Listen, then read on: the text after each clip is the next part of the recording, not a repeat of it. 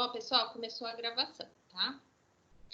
Então, hoje o assunto é, né, o grande diálogo a literatura e a sociedade e literatura e cinema, tá? Então, a gente vai falar questões sociais que envolvem a literatura, né?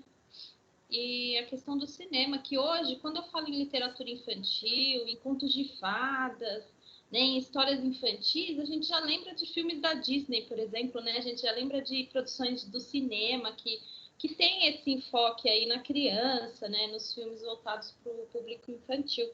Então, a gente vai discutir também um pouquinho hoje, tá? Conteúdo da aula de hoje, a gente encerra a unidade 3.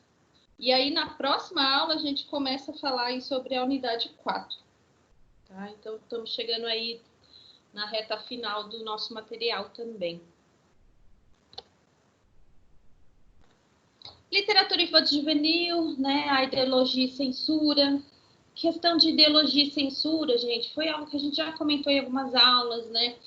A literatura infantil juvenil, ela sofre muita influência dos adultos, né? A criança, ela é de uma certa forma muito manipulada aí pelos adultos, né?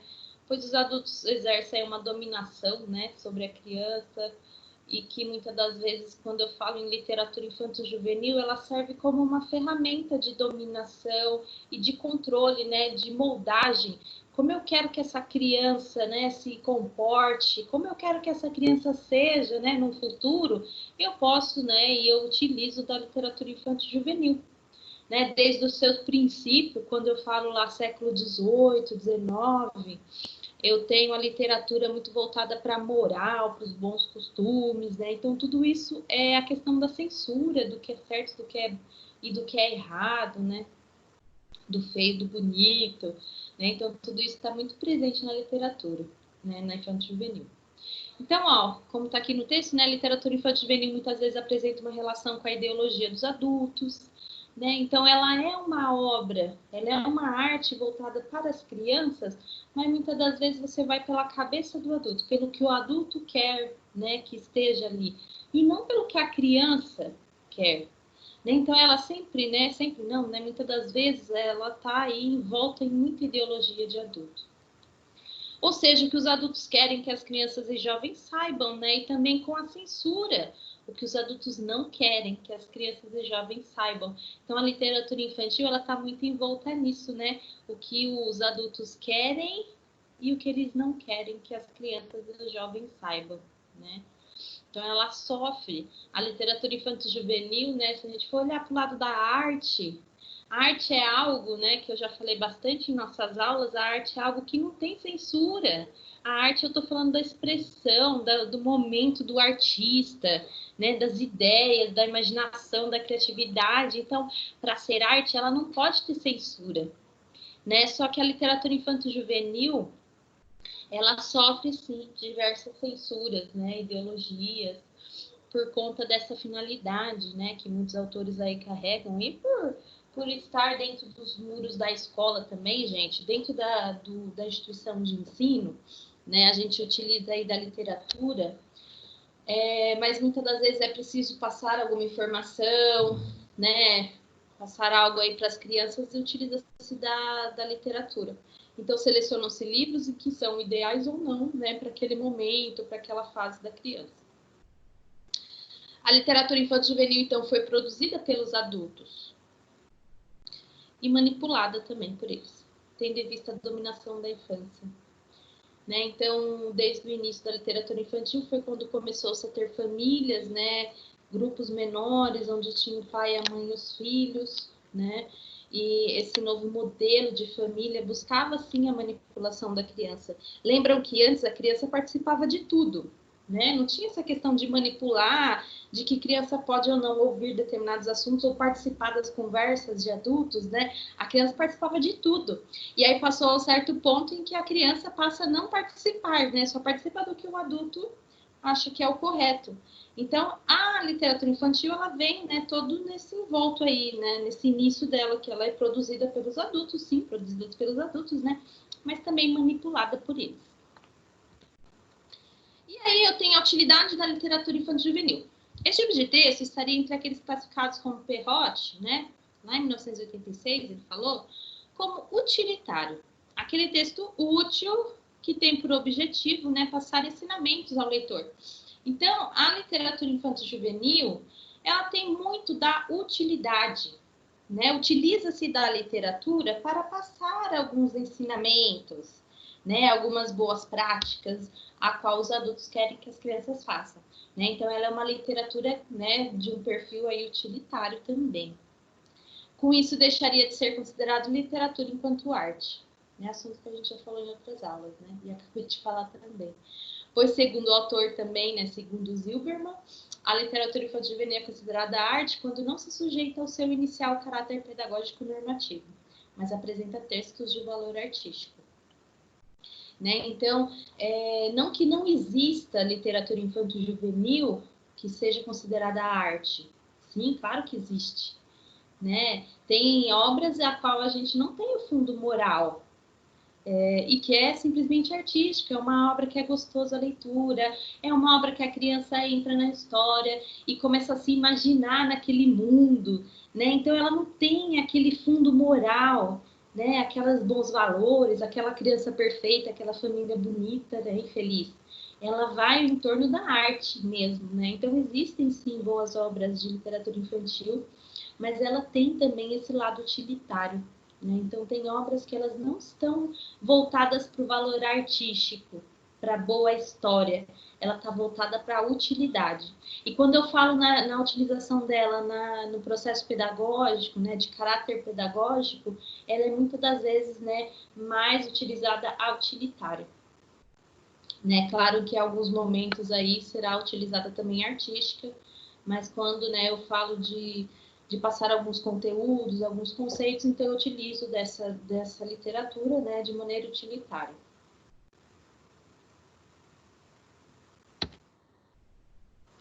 A representação da escola, gente, então, nesse ponto, o que a gente vai falar? Como a escola, ela é representada, né, foi e está sendo representada na literatura, né, infanto-juvenil, né, como nessas obras é mostrado a escola. Então, a representação da escola nos primeiros textos, então vamos voltar lá para os primeiros textos, né, início. Mostra a sua valorização como transmissora do saber, né? E as crianças representadas são porta-vozes dos valores burgueses. Então, assim, no primeiro momento, quando eu tenho histórias onde demonstram aí a representação da escola, vai mostrar uma escola onde é o local onde tem mestres, né? Onde tem pessoas detentoras de saber, onde as crianças irão muito bem comportadas, né? Abrirão seus cadernos, farão as suas lições, obedecerão ao professor. Essa escola representada, né? E fala muito dos porta-vozes dos valores burgueses, né? O que os burgueses queriam que as suas crianças fossem, né? Crianças comportadas, que estudassem, que, né, obedecessem ao professor. A gente vê que é muito, gente, a literatura infanto-juvenil, assim como outras também, né? Outras literaturas, elas vão conforme a sua época, né?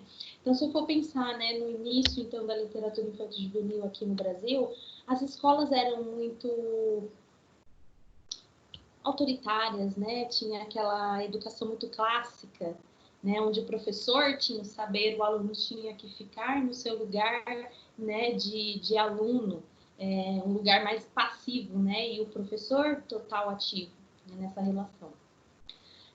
Tínhamos textos com extrema valorização da escola e do conhecimento, né? Então, eram textos que valorizavam a posição da escola, né? O lugar do saber.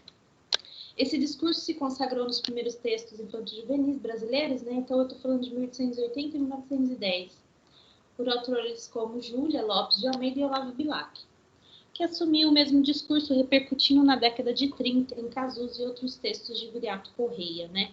Lembra quando a gente falava, né, na história aí da literatura no Brasil? A gente falava bastante do Olavo Bilac, né? Ele foi um autor, então, de literatura infanto-juvenil que pedagogizou, né, a literatura. Ele foi uma época qual eu tinha a criação de obras didáticas. Então, tinha muito desse interesse de mostrar para as crianças a importância da escola, né, a valorização da escola e do professor. Então, a representação das escolas nas narrativas brasileiras, a partir da década de 70, né, foi pesquisada por Fernandes. Então, eu tenho aqui trechos, né, de uma pesquisa feita nas narrativas a partir de 70. E aí, estudando essas narrativas, a pesquisadora observou que a maioria trata de inovações feitas pelos professores, as quais não são muito aceitas pela direção e coordenação. Né? De 1970 para frente, então, eu tenho narrativas que mudam um pouco esse cenário, que mostram professores que querem fazer algo diferente, né? Professores que saem um pouco daquele pedestal, né? De professor sabe tudo, o aluno sabe nada, né? E eles vão ao encontro do aluno, eles entram no mundo daquele aluno. E aí as atitudes que esses professores têm não agradam direção, né? E coordenação de escola. Então há uma modificação, né? Uma postura diferente do professor. Mas, ao mesmo tempo, mostra aquela escola autoritária, né? Aquela escola que vem de um professor que, por mais que os alunos o adorem e gostem, né, da sua aula, a escola vai falar assim, esse professor está errado porque ele não está agindo conforme os nossos preceitos, né? Então, são algumas escolas rígidas, professores que fogem, né? Então, nesse período, tem escolas rígidas, algumas escolas que o professor foge dessa rigidez, tenta inovar, fazer diferente, mas acabam tendo que se submeter ao modelo autoritário ou então sendo demitidos. Né? É uma fase, então, que mostra a figura da escola ainda como muito autoritária, mas já há alguma mudança aí nos professores. Né? Mesmo que os professores acabam ainda de uma forma muito passiva, às vezes até mudando sua maneira de trabalhar com os alunos, ou até mesmo, né, sendo dispensados pela instituição, mas já é um novo olhar aí para a escola. A mesma autora, então, afirma, né, que a maioria das obras mostra uma crítica, né, à instituição escolar, uma repressão aos professores com métodos mais modernos. Os professores retratados são, em sua maioria, companheiros dos alunos, né, então eles são companheiros, embora, né, nas escolas retratadas esses professores sejam censurados, os livros são aceitos pela sociedade brasileira e pelas instituições de ensino. Né? Então, por mais que esses livros aí do período falavam sobre professores mais modernos que sofriam censura, que sofriam, né, algo aí quanto a, né, um tipo de repressão aí pela própria escola, mas mesmo assim esses livros eles eram utilizados nas escolas brasileiras, né? Mas já havia assim uma mudança de perfil de autor, né? E de representação da escola. Entre as narrativas que essa autora estudou, algumas são críticas, né, e outras caminham para uma esperada emancipação. Né? Então, é um momento, gente, na literatura, onde eu tenho uma certa mudança, um pouco de crítica, né, uma busca pelo novo. Né? Já indicava que os autores ali daquele período eles já estavam, né, pedindo e incitando a mudança da escola, né?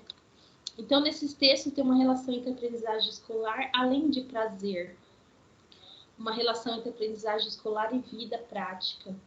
Né? Então, nesses textos eu tenho a junção, né, da aprendizagem obrigatória da escola, mas ao mesmo tempo, né, a vida, a aplicabilidade dos ensinamentos da escola na vida, né, a interdisciplinaridade, por exemplo, né, que é onde a gente ou multidisciplinaridade, enfim, né, onde eu consigo acrescentar assuntos diferentes, né, dentro do escolar. Vemos que, desse modo, a maioria das obras apresenta uma inovação. Né? Então, se comparado às primeiras, onde eu tinha alunos obedientes e professores rígidos e escola rígida. Nesse segundo momento, eu tenho, né, uma escola ainda rígida, mas eu tenho professores, né, que estão, vamos dizer, um pouco desobedientes à rigidez da escola, né, ao modo de trabalhar, né, ao modo de ser dentro de uma escola. Isso já mostra, né, de uma certa forma também eu vou ter alunos que já fogem um pouquinho do modelo ideal que era imposto anteriormente, né? Então já é considerado aí uma inovação, uma mudança, né? Porque inovação é tudo que é novo, tudo que muda, né? Então é uma inovação aí para o período. Zilberman, né, em 1985, trata do conceito da criança como centro de interesses da família unicelular. Lembra que os primeiros textos infanto-juvenis são de cunho didático e caráter moralizante, né? Então, só retomando um pouquinho, né? Ele está falando, né, desse núcleo familiar, a qual eu tenho a criança como um ser que eu preciso moldá-lo, eu preciso, né, manipulá-lo, né, para que ele seja um bom adulto, né? Então, os livros da época, sim, tinham um cunho didático e moral, né? Que era o que eu queria que aquela criança fosse. Ela faz uma classificação sobre a representação da família, né, colocando em 3 modelos. Então, essa autora, ela coloca a família, né, ela classifica a família dentro das obras em 3 modelos, né, eufórico, crítico e emancipatório. Então, vamos falar um pouquinho sobre cada um deles aqui. O eufórico, né, então, no modelo familiar eufórico, eu tenho uma criança frágil e está segura dentro de casa, protegida pelos pais. Os heróis que saem ou fogem de seus lares se arrependem e acabam sempre retornando, né? Então, as crianças, os personagens aí das histórias que podem se revoltar em algum momento da história, né? Saem de casa, mas eles vão verificar que no mundo lá fora não tem nada que eles querem, eles voltam para casa, né? Porque o modelo familiar é eufórico, né? Os progenitores, os pais, né? São os que regulam a vida familiar. São os detentores do poder econômico. Então, veja, quando eu tenho uma representação familiar eufórica, eu tenho crianças submissas, né? Crianças que têm os seus progenitores, os seus pais, a qual as controlam e as dominam, né? Eles têm todo o poder econômico em mãos, então elas necessitam muito desses pais, né? Então, essa é uma representação familiar. A literatura infanto-juvenil vista dentro desse molde estaria circunscrita ao ideário burguês, né, mostrando a valorização da vida doméstica. Ideário burguês, então, né, são famílias que possuíam bens, né, e que tinham controle aí sobre suas crianças, né? Então, eu vou controlar o que a minha criança faz, né, e dentro aqui das minhas asas, né, do meu lar, ela está segura, né? Então, isso é um modelo de família eufórico, né? Então, lembrem aí do eufórico como algo que é acima, né? A família eufórica, família é importante, né? E a criança, ela é submissa a essa família. E mesmo que ela tente, de alguma forma, sair dessa submissão, né, das asas aí dos pais, dos progenitores, ela chega um momento da história que ela vai se arrepender e ela vai voltar. Né? Então, é uma característica aí da representação família eufórica. Crítica, então, traz uma representação verista do contexto social urbano, né, denunciando os desequilíbrios domésticos escondidos no modelo eufórico. Né? Então, o modelo eufórico seria aquela família ideal, né? Papai e mamãe felizes, né? Tinham bens, tinham condições de criar seus filhos, família linda e feliz, né? Porém, eu tenho aqui no crítico, né, uma representação da veracidade, do que é verista, né? E ela mostra o que estava escondida no modelo eufórico, talvez uma mãe feliz que sofria maus tratos, não sei, né? Mas mostrava o outro lado a qual era maquiado no eufórico, né? As obras classificadas nesse modelo crítico documentam o cotidiano, revendo famílias que não conseguem resolver os conflitos trazidos pelas crianças. Né? Lembram que no eufórico, então, tudo que era de problema da criança era muito facilmente resolvido pelos pais. Eles tinham todo o controle sobre a situação. Né? Nessa representação de família crítica, eu vejo a realidade, eu vejo o cotidiano, eu vejo problemas domésticos, né? Problemas das crianças que os pais não conseguem resolver, né? Ficam desesperados. Eu tenho mãe cansada, eu tenho filho hiperativo, desobediente. Então, eu tenho essa representação família que traz uma crítica. Né? Em outros textos, a descrição de famílias que fogem do modelo tradicional, como a família favelada, em Coisas de Menino, né, de Eliane Ganem. Né? Então, eu tenho uma família que foge totalmente, né, do modelo eufórico, do modelo burguês. A literatura nesses textos pode ser vista como instrumento de revelação das contradições do sistema burguês. Né? É uma crítica ao sistema burguês. Né? É uma crítica àquela família ideal, aquela família, né, do pote de margarina, né, que tá todo mundo feliz, sentado à mesa, tudo lindo, né, filhos obedientes e bonitos, né, e saudáveis, e pais, né, também felizes e bonitos, né. Então essa representação seria da eufórica. A crítica já traz uma realidade. emancipatório, né? Então, eu tenho o Monteiro Lobato como primeiro exemplo, né? Ele traz uma proposta que é, assim, renovadora, porque Monteiro Lobato, gente, ele não mostra nas suas histórias uma família ideal, né? Não existe lá um pai, uma mãe e os filhos. Por mais que sejam, né, não eram eufóricos, não havia essa família eufórica, eu não tinha família perfeita, né? Na família lá do Monteiro Lobato eu tinha a avó com seus netos, né? E eu tinha animais, eu tinha conto de fadas, eu tinha uma boneca que falava, fugia totalmente tanto do crítico como do eufórico, né? Então é uma emancipatória, né? Por isso desse nome, porque ela foge totalmente tanto do crítico como do eufórico. Ele traz uma proposta renovadora no tratamento das relações familiares, né, com os heróis em posição autônoma em relação à dominação dos progenitores. Então, quando eu falo em heróis aqui, né, são os atores, né, os principais ali das histórias. Eu tenho o Pedrinho, né, eu tenho a menina, esqueci o nome da menina. Qual é o nome da menina mesmo, gente? Agora me fugiu. Narizinho? É. A Narizinho, né? Então a gente não via que eles tinham controle ou não sobre os pais. Não havia essa representação familiar perfeita, né? Ou que fosse imperfeita, mas que houvesse os progenitores. Não há os progenitores nas histórias dele. Né? Eu tenho uma avó que ama, uma avó que cuida, que conta histórias, né? Que de uma certa forma ela supre essa necessidade dos progenitores, né? Mas não há essa figura do progenitor. Então, é algo emancipatório, é algo que se renova na literatura. Então, nessa classificação de família, eu tenho, né, como principal Monteiro Lobato.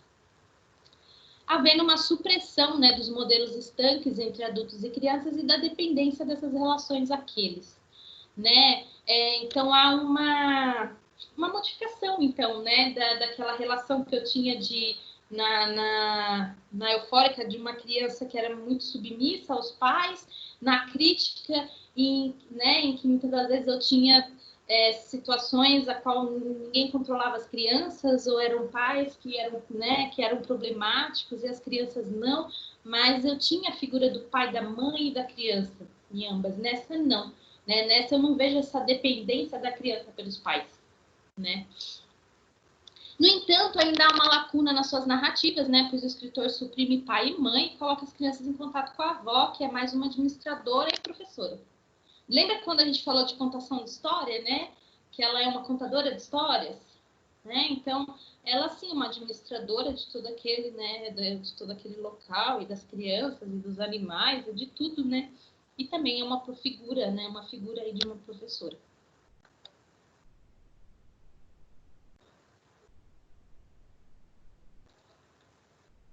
Eu tenho a questão da emancipação nos textos, né? De Lígia Bochunga Nunes. Então, ela tem o livro A Bolsa Amarela, em que, desajustada em sua família, a menina procura, por meio da fantasia, superar suas dificuldades.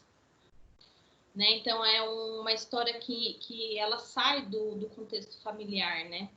Ela sai da família. E ela procura, não na família, sua base, né? Não é na família que ela vai encontrar conforto e respostas para a vida, né? Ela vai procurar fora, na fantasia. Isso é uma crítica aos anteriores, né? Uma emancipação. Nos textos do livro A Corda Bamba, né? A menina perde os pais, então não há também os pais, né? Os progenitores, e ela precisa morar com a avó, que se mostra bastante desequilibrada, né? Então vejam que não há um núcleo familiar, né? A menina, ela perde pai e mãe, fica órfã e vai morar com a avó, mas não tem, igual nas histórias do Monteiro Lobato, que as crianças, eles tinham um afeto da avó, né? Nesse caso, não, eu tenho uma avó totalmente desequilibrada. Ao longo da história, vemos a personagem que perdeu a memória, quando a morte dos seus pais, né? Quando da morte dos seus pais, vai aos poucos recuperando, resolvendo seus conflitos internos. Além disso, antes de ser vista como uma criança, ela é vista como uma artista. Suas crises e desequilíbrios são superados por ela mesma. Né? Então, é uma história que fala de uma superação. né? E que essa menina ela não precisou de pai, mãe e avó para ajudá-la. Ela própria, né, conseguiu se recuperar aí das suas percas e recuperar a memória e se colocar no eixo, né, por si só. Foge, então, dessa representação familiar. Há uma emancipação, né? Os jovens, as crianças, eles não são dependentes dos adultos, né? Eles são independentes, eles são emancipados, tá? Então, são essas 3 características, né? Eufórica, família perfeita, filho perfeito, burguês. Crítica, então, há o núcleo familiar, porém, esse núcleo familiar, né, é um pouco desorganizado, eu tenho o real, né, a sociedade, pai e mãe que briga, choro, filho desobediente, mas, ao mesmo tempo, eu tenho o núcleo familiar. A emancipação, então, vai fugir, então, desse núcleo familiar, né? Eu vou ter o ator principal, o personagem principal, né? Sendo emancipado, sendo ele responsável por suas ações, e não um adulto, né? Então, 3 características aí da representação familiar nos livros. Quando a gente fala, né, na utilização da literatura infanto-juvenil, gente, na escola, eu posso trabalhar aí com diversos temas transversais. Então, quando eu falo em tema transversal, é algum tema, né? Então, eu tenho currículo escolar, eu tenho a disciplina a ser tratada, e aí eu pego temas transversais, né? Temas que vão passar aí por algumas disciplinas. Então, por exemplo, eu vou falar de ética, né? A ética, ela é um tema transversal, né? Que, por exemplo, está lá no PCNs, nos PCNs. Então, eu posso falar de ética em qualquer assunto, né? Dentro do currículo escolar. Por isso que ele é um tema transversal, né? Ele faz essa transversão, ele perpassa pelas disciplinas, né? Não foge do assunto da disciplina, mas em todo momento eu estou lembrando da ética, né? Então, não é só a ética, né? Aqui embaixo eu tenho todos os temas propostos, né? Ética, questões ambientais, né? Que podem sim ser incluídos em qualquer disciplina, em qualquer assunto a ser tratado na escola. Pluralidade cultural. No Brasil, a gente tem muitas culturas, a gente tem muita diferença e a gente precisa trabalhar isso, né? Saúde, orientação sexual, trabalho e consumo, né? Tendo a ética como eixo norteador. A ética é o fazer correto, né? É o fazer conforme, né? Conforme, eu não diria assim como a sociedade impõe, né? Mas é a maneira de se conviver em sociedade, né? Para se viver em sociedade, a gente tem que agir com ética, né? De acordo com os nossos valores. E isso é algo que pode ser muito bem passado aí de uma maneira transversal. E eu posso utilizar, por exemplo, da ética em livros, né? Puxar um gancho ali, dependendo da história, né? Que fala sobre assuntos do que é certo, do que é errado, de bons, né, de bons hábitos ou não, né? Então são questões de ética que podem ser trabalhadas aí e utilizando, né, como gancho a literatura. A literatura em geral e a infanto-juvenil também estão sempre relacionadas com a sociedade. Então eu sempre vou ter algum tema ali trabalhado que faz parte, né, da sociedade, do nosso dia a dia, do cotidiano, de uma vida em família ou não, né, mas são assuntos da sociedade. Nossa sociedade é complexa, né, então ela tem diversos assuntos a serem trabalhados. E a literatura infanto-juvenil, então, ela consegue abraçar esses assuntos da sociedade. Por isso, quando pensamos no trabalho com a literatura infanto-juvenil na escola, né, podemos aliá-la para temas transversais, que, de acordo com os PCNs, são questões sociais para a aprendizagem e reflexão dos alunos, com vistas à educação para a cidadania. A escola, gente, ela é um local onde ela tem como objetivo principal formar o aluno para viver em sociedade, né? Esse é o objetivo da escola, né? Então, ela tem que ter... Porque, assim, gente, quando a gente fala em ter objetivos, em metas e objetivos, eu preciso fazer tudo com o que eu faço ali, dentro do ambiente escolar, ele tem esse olhar lá no meu objetivo. Meu objetivo é formar essa criança para viver em sociedade. Como eu vou fazer isso, né? Então, eu vou trabalhar com assuntos que envolvem as questões sociais da criança, né? As questões que ela vive, né? Porque senão a escola não faz sentido para a criança. A gente não fala, por exemplo, no ensino da matemática, que o ensino da matemática ele tem que ser voltado para o cotidiano daquela criança, né? Porque se, por exemplo, eu vou falar de matemática, de divisão, eu vou fazer divisão com chocolate, com pizza, com comida. Gente, quando eu estou falando isso numa escola particular, ok, né? Porque a criança ela convive com aquilo. É normal para ela no fim de semana comer uma pizza, durante a semana também, chocolate. Isso é normal, isso é algo que ela tem em casa. Mas eu vou falar com uma criança que só come na escola. Ela chega na escola, né? O horário do intervalo, do recreio, é onde ela vai se alimentar e eu vou ficar nas aulas de matemática lembrando dela, da pizza, lembrando do chocolate, lembrando do bolo. Isso não vai trazer sentido para a criança, vai trazer fome para a criança. Né? Então, eu tenho que usar situações, eu tenho que usar exemplos que vão envolvê-la, né, naquele contexto que ela vive.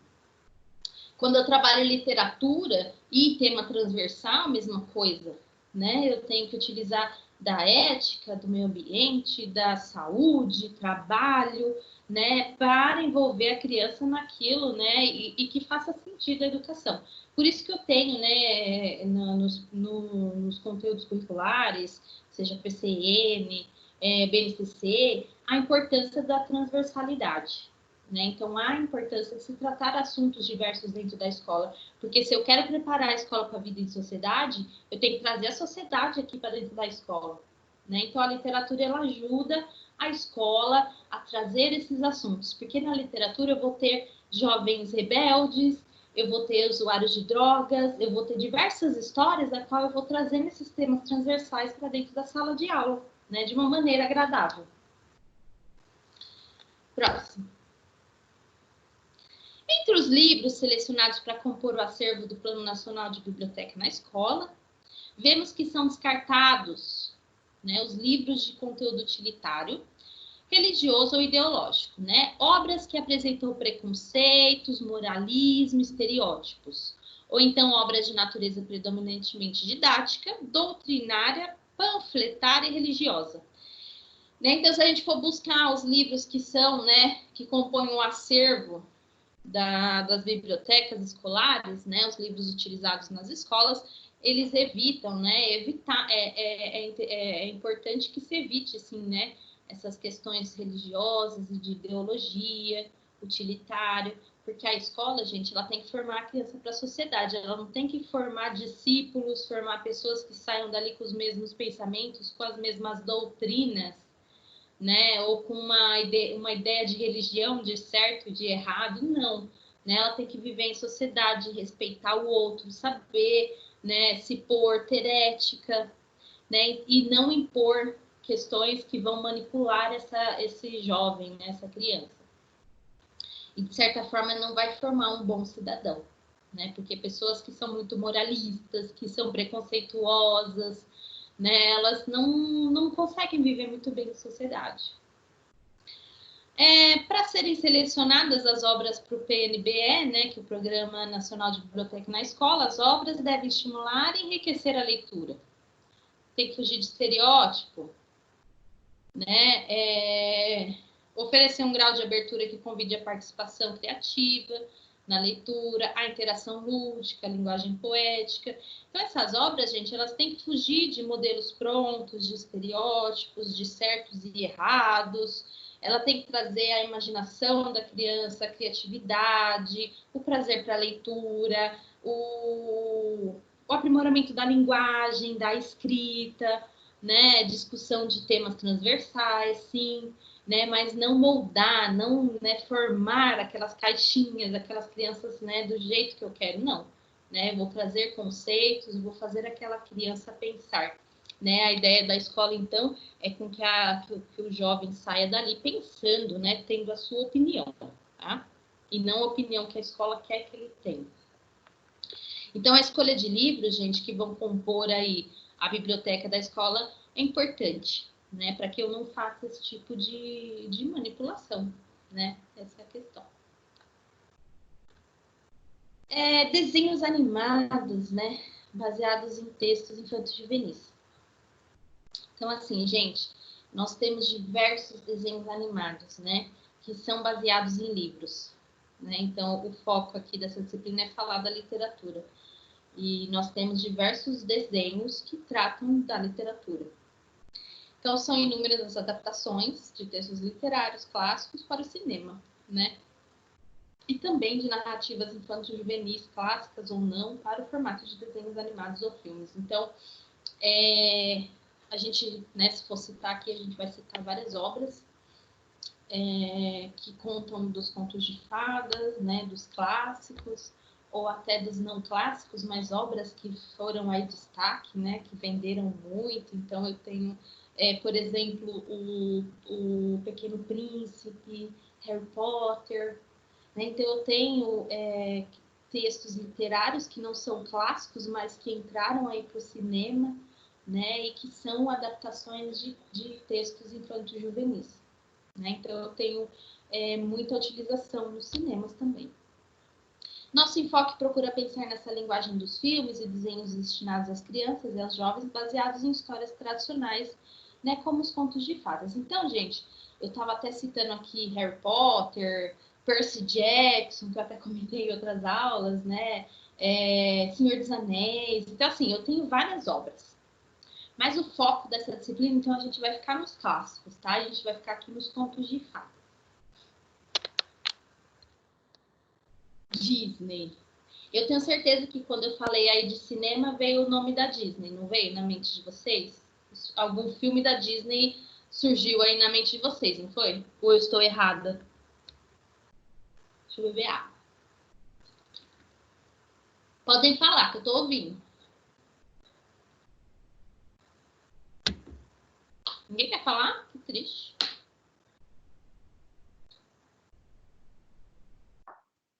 Boa noite. Acho que está todo mundo com frio, pô. Eu nem vou falar porque eu já tinha lido.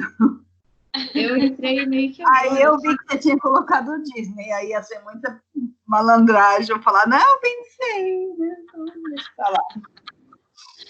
Pois é, né, gente? A Disney, ela é muito presente aí nessas releituras, né, dos contos de fadas. Claro que eu tenho outras, né, outras produtoras aí, mas a Disney, ela é muito forte. A Disney, ela que é responsável pelo final feliz, pelas princesas, pelas belas princesas, pelos belos príncipes, pelas histórias de amor, né, de aventuras. A Disney tem as bruxinhas feias, né? Então a Disney ela conta aí essas histórias de uma maneira a qual o bem sempre vence, né? Principalmente nesses clássicos aí do conto de fada, né? E não tem por que não falar da Disney, né? Os desenhos que são produzidos pela Disney, né? Então, muito influenciaram a nossa cultura. Quem nunca assistiu um filme da Disney de conto de fada? Quem nunca levante a mão, né? Acho que ninguém vai levantar a mão. Todo mundo já viu, né? Então, por isso que fala que influenciaram. Por causa deles, a gente conhece as histórias de conto de fada. Né? Muitos de nós, pode ser que não, né? Posso estar errada, mas muitas pessoas, não tendo acesso a livros, tiveram acesso aos contos de fadas e essas histórias através da Disney, né? E não conhecem a fundo a história, de onde vem, desde quando surgiu, né? São histórias antigas, histórias que vieram mudando conforme o tempo. Não, eles conhecem porque eles viram o filme, né? Eles são responsáveis, então, pela divulgação dessas histórias, né? De certa forma, a Disney, né? Conseguiu fazer essas produções e transmitir, né, essas histórias de uma maneira muito mais eficaz, né? Por causa deles, então, a gente conhece as histórias de conto de fadas, sempre como maniqueístas, né? Elas sempre vão falar da luta do bem contra o mal, né? Sempre o bonzinho, é igual a história de novela, né, gente? O bonzinho lindo, maravilhoso, ele sofre, ele rala, na novela inteira, né? Ele rala, ele sofre, ele é humilhado, ele é bobinho, né? E no final, tudo se volta a favor dele e ele fica tudo bem, né? Conto de fada, claro que não são todas as novelas, né, gente? Tem novela que a gente vai assistindo, aí lá no final a gente fala, ai, né? Não era esse final que eu queria. Mas de uma maneira bem generalizada, né? Falando assim. As histórias de contos de fada da Disney, elas têm muito disso, né? Dessa forma maniqueísta de ser, que eu tenho bem, que se sobrepõe sobre o mal, né? Pode ser que em alguns períodos, fases aí do filme, o mal vai se sobressair, mas por pouco tempo até o bem, né, conseguir aí com sua luz divina, né, do bem contra o mal. O bem sempre vence o mal. Posso falar? Pode. Então, eu acho que é mais enfeitado em questão para venda, porque se você pega um filme a qual o mocinho ele perde, eu acho que acaba perdendo o foco. Então, por isso que é voltado justamente para venda, né? Qualquer conto de fadas que era um livro, você vai ver que é uma coisa e o filme é outra completamente diferente, justamente para ser maquiado, para ter uma venda, porque senão perde o interesse, né? Tem toda a questão comercial, né, Maurício? Isso. Quando eu falo no cinema, claro que ele tem essa função de informar, de comunicar, né? De trazer assuntos, a discussão, né? Mas ele tem o fundo comercial, né? Todo filme ele vai ter, né, tendência a alguns assuntos ou ao final, mas ele sempre vai levar para esse lado comercial, né? Mas, por exemplo, quando eu falo de um filme infantil, as crianças, né, elas têm muito disso, né? De querer que o bonzinho ganhe, né? Que a princesa fique feliz. E igual esses dias eu tava vendo não sei se vocês já tiveram oportunidade, tem um desenho novo no Netflix que chama Os Irmãos Willoughbys. Vocês já viram esse desenho? É um filme, um filme de desenho animado. Vocês já viram ele? Os Irmãos Willoughbys. Ainda não assisti, não. É muito linda, a história é linda. Eu também não vi, não. É muito linda. São crianças que sofrem com os pais não estão nem aí. Não vou contar a história toda, né? Mas a história é linda. Chega um momento da história que e que ele te leva assim para o final feliz, né? Os pais ficam felizes e dá a impressão que tudo aquela ruindade, tudo aquilo que as crianças sofreram vai mudar, né? A impressão que tem que o filme chegou no final, os pais vão mudar, mas não, os pais não mudam, né? E aí a gente assistindo, a gente espera um final feliz e não tem um final feliz, sabe?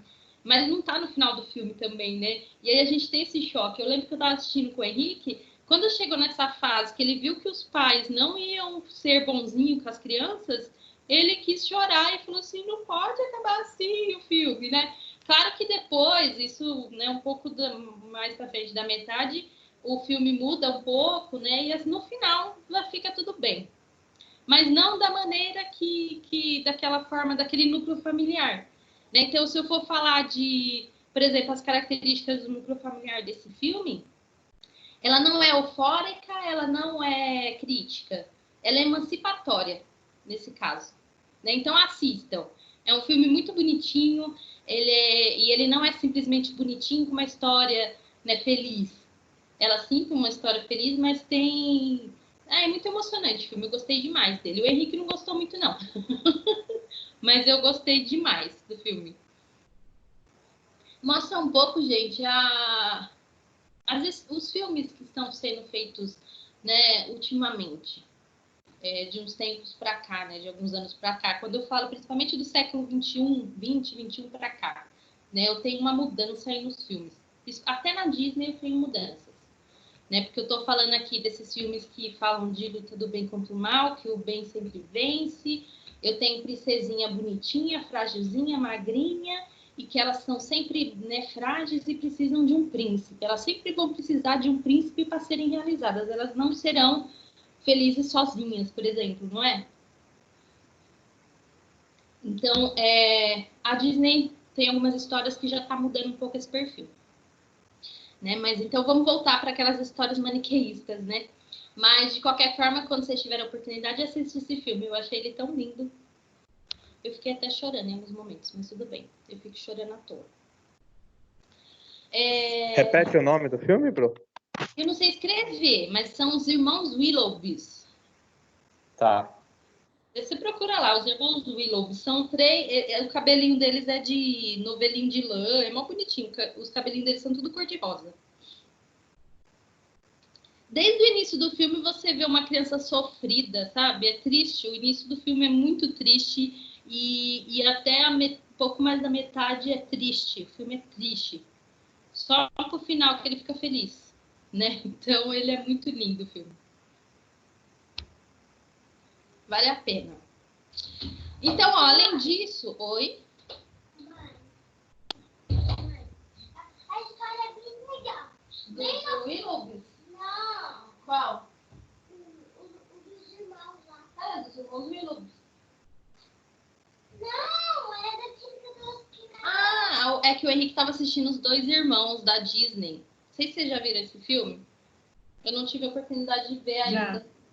É legal. É legal? O que você achou do filme, Henrique? É bem legal. Ah. Bem no comecinho, a mãe, o pai deles fala dando um presente pra eles quando formam que nasceu, quando formam grande. Ah, eles só iam poder ter o presente quando fosse grande. Não, com 18 anos, aí eles ganharam presente, era um cajado, ela tinha uma pedra e depois estava escrito que podia ficar o pai pra sempre. Aí depois, quando bem no finalzinho, a mãe dele, o irmão que nasceu, o irmão que pegou o cajado, Ele trouxe o pai de volta? depois eu te falo. Tá, então depois ele me conta a história. E depois Fala logo, filho. o monstro, aí depois Ah, ele gritou o monstro? derrotou Derrotou. o monstro. Aí depois eles trazeram o pai de volta, mas só que o irmão que nasceu primeiro, eles dão um abraço nele e ele sumiu de novo. Ah, e é bonito o filme, filho? Você gostou? Gostei. Que bom. Eu vou assistir ele depois com o Henrique. É igual o do Willow. É igual dos Willoughbys? Ah, mas qual você gostou mais? Dos Willoughbys ou dos Dois Irmãos? Dos Willow. Dos Willoughbys? Eu também, gostei muito dos Willoughbys. Estou até falando dele aqui pro pessoal. Tô fazendo propaganda do filme aqui. Mas assiste, gente, muito legal. Aqui eu falo das personagens, que são as princesas, né? Sempre bonitinhas, bem vestidinhas, com aquelas roupinhas, né? Muito bonitinhas, magrinhas, né? Tem as características das vestimentas e cabelos que diferenciam uma das outras, né? Mas todas são branquinhas, magrinhas, bonitinhas, né? Eles criam esse estereótipo, né? Do que é bonito. Não que seja o certo, mas é o que é, né? Quando eu falo das histórias de conto de fadas. Mamãe, sabia que isso daqui é meu? É seu? Então tá bom. Também a indústria Disney é responsável pelo final feliz, né? De modo que nas histórias não existe mais a diversidade das versões da oralidade que circulavam na Idade Média, né? Então, se eu for pegar os contos de fadas que circulavam na Idade Média, não tem um final feliz, né? Lembram da história do Chapeuzinho Vermelho que a gente leu na aula?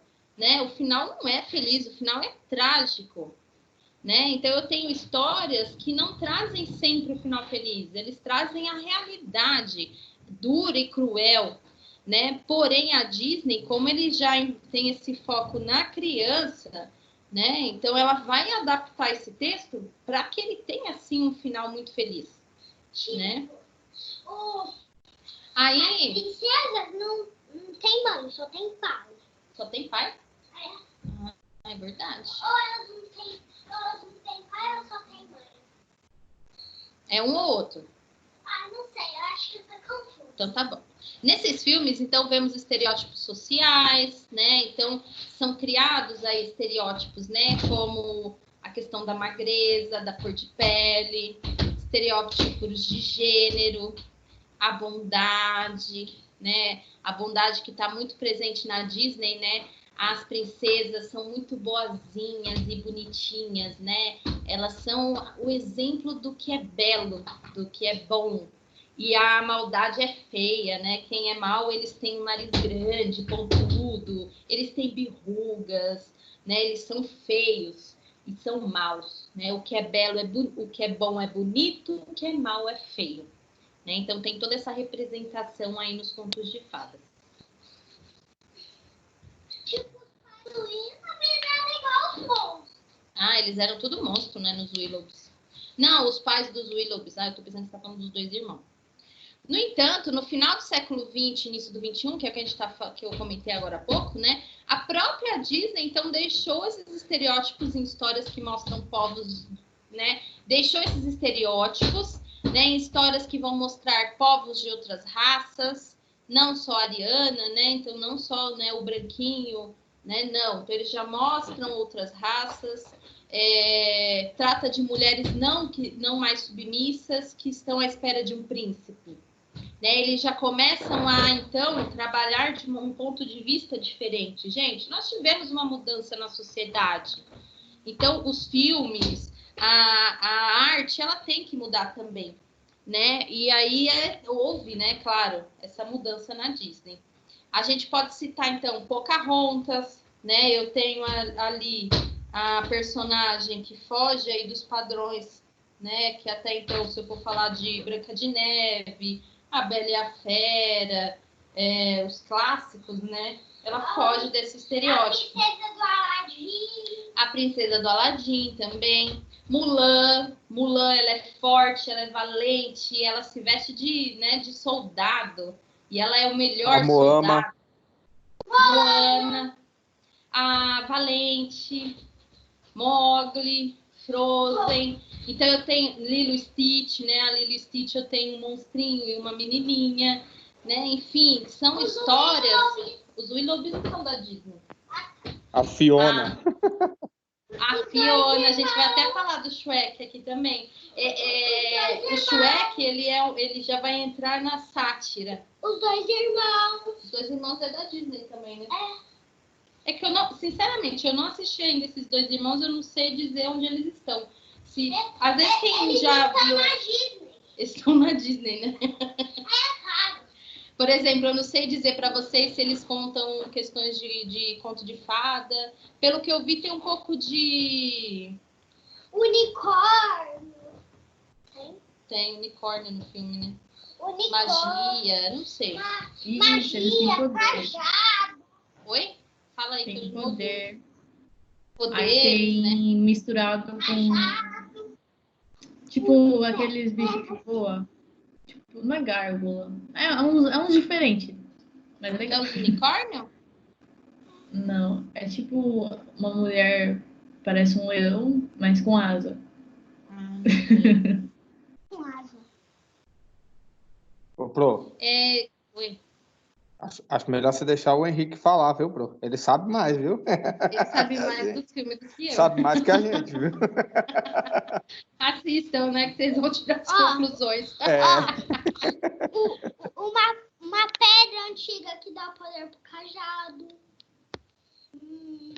É que eles falam muito o que eu percebi no trailer do filme, que tem essa questão de mito, não é? Fadas. Nas fadas é tudo misturado. Que são seres místicos, né? Essa coisa. Mamãe. Ah, peraí, filho, deixa eu continuar agora. Mamãe, nas fadas tem fada menina, fada homem, tudo misturado. Sereia, né? Sereia, esses filmes aqui, gente, então, que foram citados, né? Eles mostram uma mudança aí nesse olhar, né? Nessa mudança de estereótipo, né? Eu tenho esse novo olhar. E mostrar, né, que o belo não é um padrão, né? O belo, ele tá em todas as pessoas, né? Cada um é belo à sua maneira, né? Então, os filmes da Disney hoje, eles buscam esse outro olhar, tá? Então, ó, quando eu falo em paródia, né, que até o Maurício comentou do Shrek, né? Então, ele vai entrar nesse contexto aqui da paródia. A própria indústria do cinema, na pós-modernidade, então quando eu estou falando do século XX, XXI, né, acabou por questionar os contos de fadas, trazendo outras versões. Então, assim, os contos de fadas já estavam muito batidos. Então, eles vão e trazem uma outra versão, um outro olhar para o conto de fada. Por exemplo, vocês já devem ter assistido o filme da Malévola. Vocês já viram da Malévola? Eu não vi. Com certeza. Então, o filme da Malévola, ele é muito legal, né? Ele mostra um outro ponto de vista sobre a história, né, do conto de fada. Oh, mamãe, eu lembrei outra princesa, Ariel. Ariel, né? Ela é uma princesa bem bonitinha, né? Mas Então, eu acho que não é só nos contos de fadas. Por exemplo, se a gente for ver, alguns filmes que estão lançados hoje geralmente são de vilões que eles estão contando uma outra história. Por exemplo, o Coringa. Estão contando outra história dele. A própria Arlequina estão contando uma história diferente. Aí você consegue ter um outro ponto de vista, né, da mesma história. Isso é legal, né? Você conseguir ver as versões, né? Que é o que a gente estava falando da Malévola, né? Na Malévola você vê o lado da Malévola, da fada má, né? Porque no conto de fada é só uma fada ruim, malvada, feia, que fez isso por pura maldade, né? E na Malévola eu vejo que é alguém machucado, alguém ressentido, traída, né? E que a fez ter esse tipo de atitude. Ariel. Eu tenho que falar. Você tem que falar. Olha. Então, na paródia, são textos que apresentam semelhanças com as versões clássicas, né? Mas com desvios em relação ao modelo. Pode-se propor um questionamento na forma da comicidade, né? Então, as paródias, gente, elas têm ali um pouco do conto de fada, do clássico, mas de uma forma engraçada, né? Do cômico.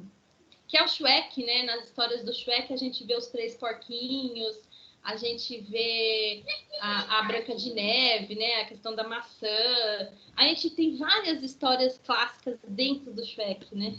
A gente tem o príncipe bonito, que na verdade ele é mau, né? A gente foge então, né, do que era feito anteriormente, né? Que o príncipe bonito era bom. No Shrek eu já vejo esse outro lado, né? Que a beleza não é sinal de bondade. Tanto que a princesa que seguia padrões de beleza, ela decide ser ogra, né? Porque é o que ela via, é o que ela queria. É o que ela queria ser, né? Então, tem o lado cômico, engraçado, mas nos traz essa reflexão também, tá? Aqui podemos considerar modelos padronizados dos contos de fadas, né? As versões de Perrault, Grimm e as versões da Disney nas suas variações. Então, aqui, né, nessas obras que eu falo de paródia, são variações que têm o foco nessas obras, né, dos contos de fadas, mas que fazem alguma sátira, né, alguma crítica, né, para um lado cômico, engraçado. Entre os filmes, então, que entram nessa categoria, eu tenho Deu a Louca na Chapeuzinho. Deu a Louca na Chapeuzinho não é da Disney, né? Mas ela é uma crítica, não, né? Ela é uma paródia na história da Chapeuzinho. Encantada, né? A história da Encantada, ela é da Disney. Mas ela foge, né, daquela menina que simplesmente ela é salva pelo príncipe, se casa e fica feliz, né? Chega num momento da história em que ela, né, a mãe do príncipe a rejeita, manda ela para Nova York, ela vai viver uma vida e há o contraste do conto de fada pro real, né? Então é um olhar diferente para a história. Shrek, né, nas suas 4 histórias aí. Malévola. A Malévola não é uma história de humor, né, mas ela traz esse outro ponto de vista, tá? O Henrique tá aqui, tá? Fala horas são, gente? Eu nem tô de olho na hora. 8h30. Vocês estão cansados da minha voz? 35. Ai, Jesus. Vamos lá. Estão cansados dessa voz? Acho que eles estão cansados de mim. É que eu gosto muito de filmes animados, então eu me empolgo nessas coisas. Vamos falar um pouco, eu dou uma empolgada, quase. Vamos falar um pouco da literatura infantil juvenil no Brasil, tá?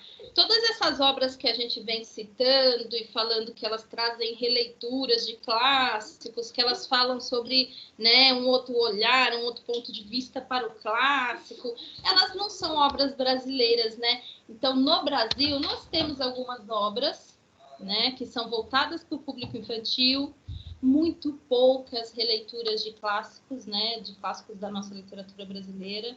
Então, assim, não tem muitas histórias para se contar, muito do que se falar da literatura do cinema brasileiro, né? Então, comparado à produção estrangeira, a brasileira é bem pequenininha, tá, gente? Tem uma vasta produção literária voltada para crianças, mas isso não é aproveitado nos filmes, gente. Né? Nós temos boas, excelentes obras infantis, mas a indústria de filmes do Brasil, ela não tem esse olhar para a literatura infantil. Né? Então, são muito poucas que tiveram esse olhar aí, fizeram releituras de obras, né? Infelizmente. O cinema brasileiro, não só o voltado para o público infantil, mas como adulto, ele tem muito comercial, né? Muito do comercial, de incutir algum na mente da pessoa que está ali assistindo, o desejo de consumir algo. Tem muito consumismo embutido nos filmes brasileiros, tá? Não são todos, mas falando numa grande maioria, tá? O guia, então, que foi colocado, né, para a gente falar sobre o assunto, foi Melo, pesquisou lá em 2011, então ele fez uma pesquisa... Não, eu copiei do material. E ele pesquisou toda a obra de filmes dirigidos à infância entre 1908 e 2009. Então, um grande período aí, né? Ao tratar de seu objetivo de pesquisa, o autor afirma que, né, tudo começou com a ideia de pesquisar sobre filmes infantis brasileiros, feitos a partir de adaptações de textos literários, né? Então, qual era o objetivo dele quando começou essa pesquisa, né? Ele queria... verificar quais filmes tinham, né, no cinema brasileiro que fizeram adaptações, releituras da literatura. Não foram necessárias pesquisas exaustivas para constatar que, apesar da indústria editorial infanto-juvenil ser uma das mais fortes produções do país, né, então, por mais que se tenham muitos livros infantis, há muito tempo os livros do gênero não servem de base para produções cinematográficas nacionais, né, destinadas às crianças. Depois dessa constatação, também foi fácil observar que há tempos os filmes brasileiros para crianças têm um pé fincado na televisão, principalmente com os trabalhos da Xuxa e dos Trapalhões. Então, assim, gente, se formos citar quais os filmes voltados para as crianças que a gente lembra, né, filme brasileiro, quais que vocês lembram? Claro que eu já citei aqui Xuxa e Trapalhões, né, mas alguns outros vieram aí à mente de vocês? Do Didi. Eu mesmo, na minha infância, eu assistia só filme da Xuxa e dos Trapalhões, para ser bem sincera com vocês. Eu assisti muito filme de Xuxa e de Trapalhões. Eu não sei se entra o Rio. Sim, ela é uma animação, né? Sim, uma animação. Uma animação brasileira, muito boa, aliás. Mas é que essa pesquisa, ela vai em torno de... O que ele busca, a princípio, são filmes que fazem releituras de obras. O Rio é uma obra muito bem feita, né? Um filme muito bem feito, mas ele não tem esse olhar para algum texto literário, né? Mas é uma obra brasileira, do cinema brasileiro, né? O filme da... Desculpa. O filme da Turma da Mônica, talvez? Então, Turma da Mônica também. Ele é voltado para o público infantil, sim, né? Ele vem aí dos gibizinhos, né? Dos gibis da Mônica. Né? Também é faz parte aí do cinema brasileiro, sim. Rei Leão? Não. Eu tenho Menino Rei Maluquinho. Leão entra Disney, né? É, Ah, é Renan. Menino Maluquinho. Eu tenho Menino Maluquinho. Tem Tainá. Tem algumas obras, né? Mas assim, vocês podem perceber que quando eu falo para vocês, como são as obras da Pixar, da DreamWorks, a gente vai falar essa, aquela outra, né? As do Brasil são mais enxutas, né? Mais reduzidas. O que esse autor fala? Que o Brasil ele tem muito a explorar, né? E é algo que não há muito trabalho em torno disso, tá? Mesmo porque a gente tem obras muito bem trabalhadas, né? São produções milionárias que vêm do exterior, né? Em contrapartida, aqui no Brasil, as obras elas não têm toda essa verba para acontecer, né? Sempre vai ter um patrocinador, né? E aí esse patrocinador ele vai exigir que o seu produto apareça no filme em algum momento, então vai fazer um marketing daquele produto, né? Então foge desse contexto de que eu quero passar alguma mensagem né, para aquela criança que seja de diversão, mas ela vai ter um fundo de marketing, de propaganda, né? Oi? Luluzinha, entra, é a Brenda. Oi, Brenda, tá baixo. O que você falou? Tá ruim. Os desenhos da Luluzinha, entra? Então, eles são brasileiros, né? Que os desenhos da Luluzinha não tem filme, né? É mais tipo seriado. Mas eles são brasileiros e são voltados para criança. Eles não são, como eu posso dizer, eles não têm a base em textos literários, né? Os da Luluzinha. Mas eles são, né? Desenhos infantis, a gente é legal, né? Desenhos infantis a gente tem bastante, né, no Brasil. Agora, cinema ele ainda é muito fraco. Ah, entendi. Deixa eu ver aqui. Eu vou fazer o seguinte, gente. Eu vou dar uma respiradinha, vou dar um tempinho pra gente, pra fazer um intervalinho rápido. Eu queria... Eu vou até dar uma parada, depois eu volto. Cadê tu?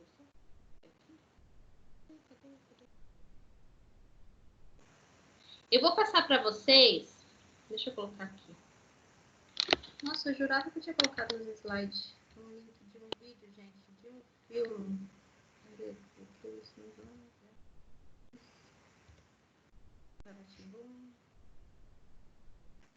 Eu não coloquei, peraí. Vocês já assistiram um filme que chama O Menino e o Mundo? Não. Eu vou colocar aqui para vocês. Onde eu parei?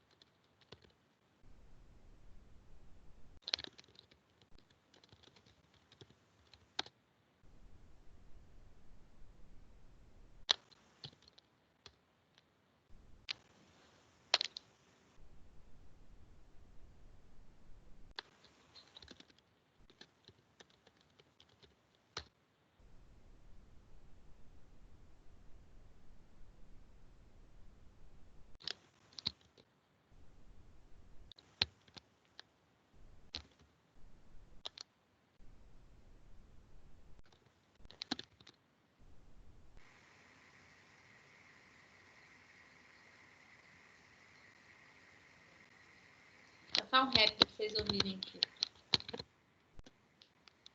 Esses dois aqui.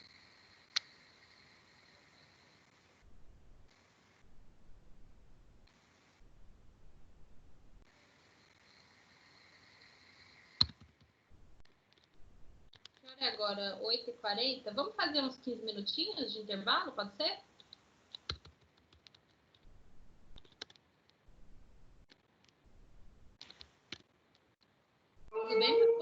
Ok, Pro, tudo bem. Tá, deixa eu só Tudo salvar bem isso aqui. também.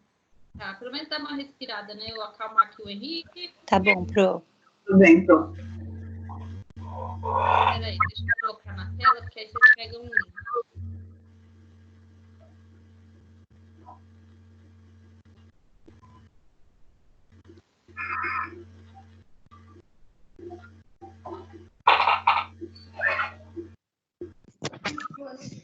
Pro, você consegue postar o link no grupo? Consigo. Eu vou pôr aqui na tela para não ficar sem nada na tela, né? Enquanto a gente estiver pausado. Mas eu passo para vocês também.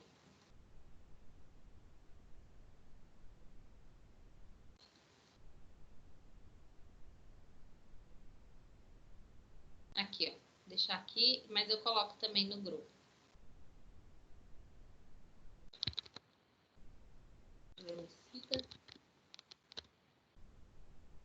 Essa obra do Menino e o Mundo, gente, ela é brasileira. Não sei se vocês já ouviram falar, mas ela concorreu ao Oscar de melhor animação, acho que foi em 2016. Ela não ganhou. Na época, o filme que concorreu com ela, entre outros, foi o Divertidamente. E ela não ganhou. Mas é uma obra muito bonita. É brasileira. É bem... Vocês vão ver, ela foi com pouca verba. É um artista, né, que faz todo o desenho, é tudo feito à mão, com lápis de cera, então não tem animação, computação gráfica, né? Então é muito bonita a história. Ela conta a história de um menino que sai do sertão e vai procurar o pai dele. Então ela é uma crítica ao capitalismo, né? Mas é uma crítica no ponto de vista de uma criança. É bem legal. Eu só tô passando aqui para vocês o trailer e a trilha sonora, para vocês terem uma curiosidade aí para assistir. Tá bom, gente? Eu já volto também.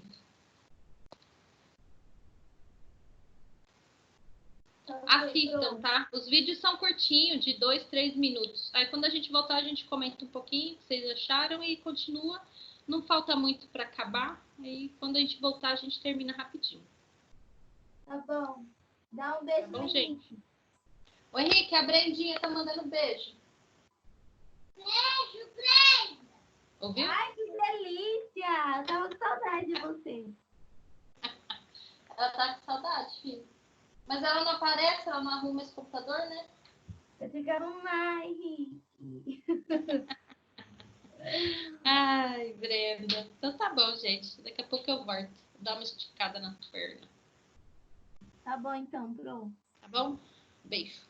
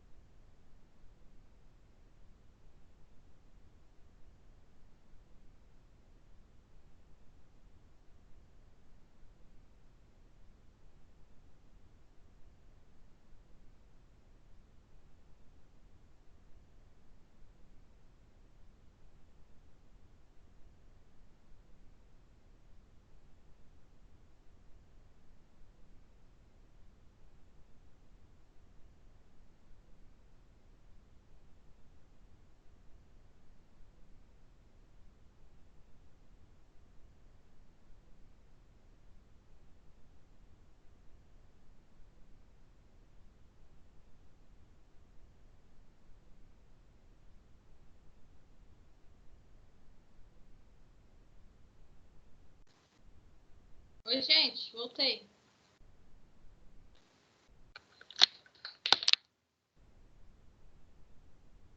Tô de volta.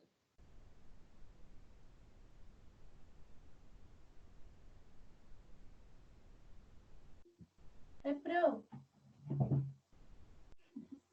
E Brendinha? Tava aqui escutando uma música, umas lives, depois do Menino e o Mundo. Mas legal, né?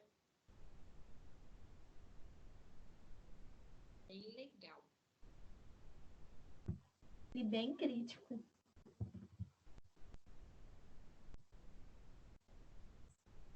Eu fiquei hoje caçando esse filme. Se tinha no Netflix, não tem. Procurei no Prime Video da Amazon.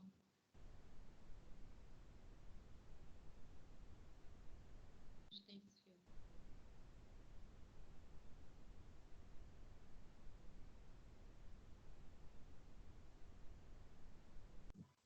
O povo ainda não voltou.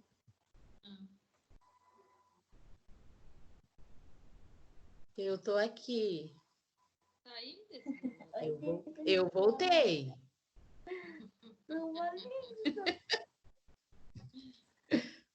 Saudade das Alguém mais? pipocas da Desri. Ah, Como é Desirê que fez é? pipoca? Como que é a Saudade Desirê fez dessas pipoca? pipocas.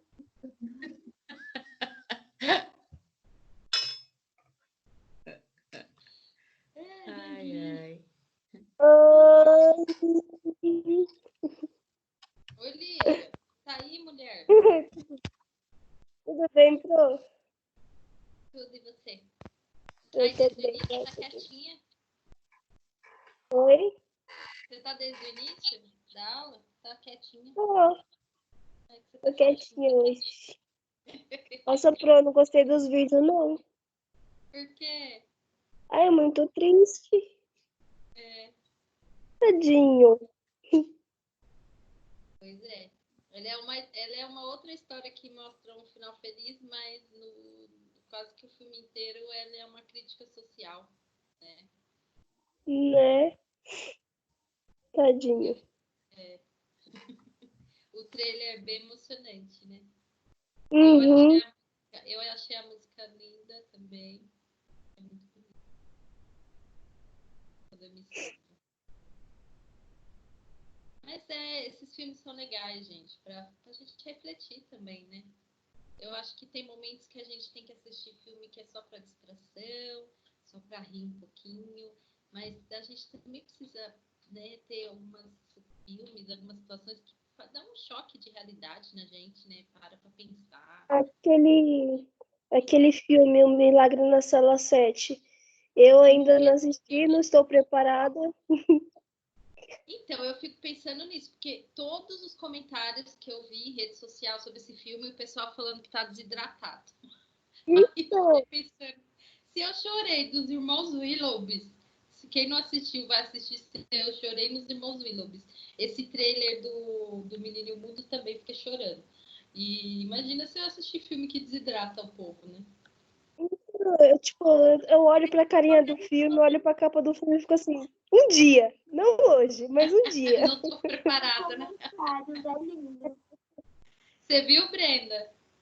Assisti. Chorou eu de um lado, mamãe do outro, e ficou as duas chorando. Ai, que legal.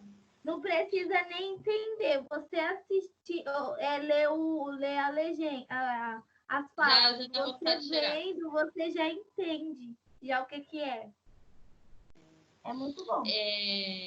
Um filme que eu chorei muito também, que eu acho ele muito emocionante, é o Como Estrelas na Terra. Vocês já viram? Como que é? Não. Estrelas na Terra. Nunca assisti. Não, também não. Ele é um filme da área da pedagogia, que eu já falo de antemão para vocês, que vale a pena assistir. Ele mostra a história de um menino que sofre demais, um menino que ele é autista, acho que é autista.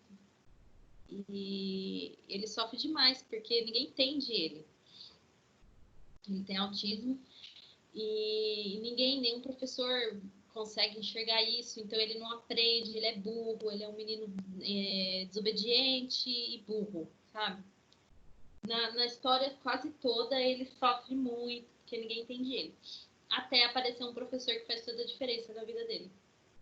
Então, e no final da história você chora litros, porque é o momento em que o menino deixa de ser aquele menino problemático para ser o melhor aluno. E esse filme é legal vocês assistirem, porque tem tudo a ver com a pedagogia. Tem no Netflix ele? Tem no Netflix, né? Tá, eu vou deixar aqui nas Deixa listas. eu ver se eu acho o trailer dele aqui e eu coloco pra vocês, quer ver? Tá. É lindo esse filme. É Como Estrelas na Terra, Toda Criança é Especial. Tem o filme completo no YouTube também. Deixa eu pôr o filme aqui pra vocês. Vocês já viram também O Líder da Classe? Eu já ouvi falar desse filme, mas eu Eu nunca chorei assisti. tanto nesse filme também. Ele é um menino que tem a síndrome de Tourette. E ele vira professor. É lindo. Ai, que amor. Ele vira professor. Ó, tem o filme completo no YouTube. Vou passar pra vocês também. Vocês vão ter filme pro fim de semana inteiro. Pro, você viu um clipe que saiu sobre o que aconteceu lá em Suzano? Não, é algum filme que vai sair? Não, saiu tipo uma música, só que também durante o clipe da música conta a história. Muito triste, cara. Sério? A Começar em Mim. A Começar em Mim. É do Vocal Livre. Nossa, é muito pesado, assim, e também você lembra de tudo, assim, que aconteceu na época. É bem...